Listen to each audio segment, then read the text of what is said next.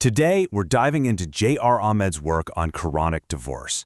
We're going to break down some practices that the author argues are a really painful and damaging misinterpretation of religious law, practices that have some truly devastating real-world consequences. Right off the bat, the author, J.R. Ahmed, does not pull any punches. This quote gets right to the heart of the matter, the profound human cost of what the source calls a massive misunderstanding. This isn't just some dry theological debate. It has deeply personal and often really traumatic consequences for people. So what exactly is this misunderstanding we're talking about? Well, according to the source, it all revolves around two connected practices, something called instant divorce and a custom known as Halalah. The author's whole point is that these things cause huge amounts of distress and, crucially, are not actually based in the Quran. Okay, so first up is this concept of instant divorce. You might have heard of it as triple talaq. This is the belief that if a man just says, "I divorce you" 3 times in a row, maybe in a single burst of anger, then poof, the marriage is instantly and completely over. No going back. And that first idea leads directly to the second practice, one the author just calls an obscenity. So if a couple regrets that instant divorce and wants to get back together, this custom says the woman has to first go and marry another man, sleep with him, and then get divorced from him. Only after all that is she considered lawful, or halal, to remarry her first husband.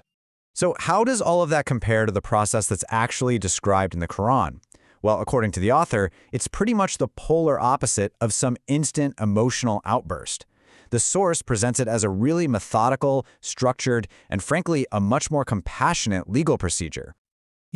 The biggest insight from the author's analysis is that the Quranic process is actually designed to be slow. It's a whole system with built-in checks and balances, and lots of chances for people to cool down and reconcile. It's not meant to be a knee-jerk reaction at all. So this slide lays out that methodical approach the author describes.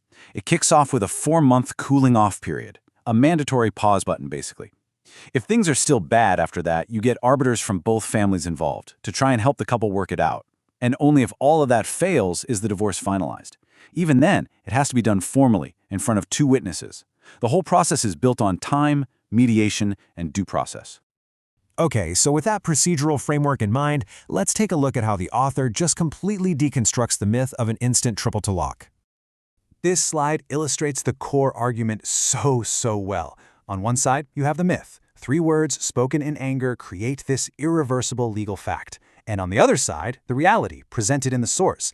Divorce is a formal legal procedure that pretty much explicitly disregards senseless utterances. The contrast could not be more stark. The author makes the point with a really simple, powerful analogy, right? A marriage is a formal contract. It needs witnesses, it needs consent. You can't just create one by saying a phrase 3 times to a stranger on the street. So the author asks, why on earth would ending that contract, an equally serious legal act, be any less formal? It's a great question. And here's the scriptural evidence the author points to.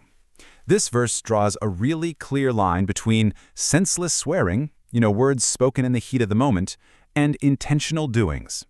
The argument is that an angry outburst of talaq, talaq, talaq falls squarely into that first category, not the second.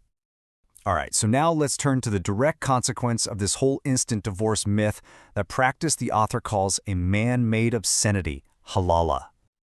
From the author's perspective, the core injustice here is just crystal clear. A man says something stupid in a moment of anger, but the woman is the one who's forced to go through the humiliation and trauma of a temporary marriage to a total stranger. She ends up bearing the entire burden of his mistake. And the author supports this by pointing to a Quranic principle of individual accountability.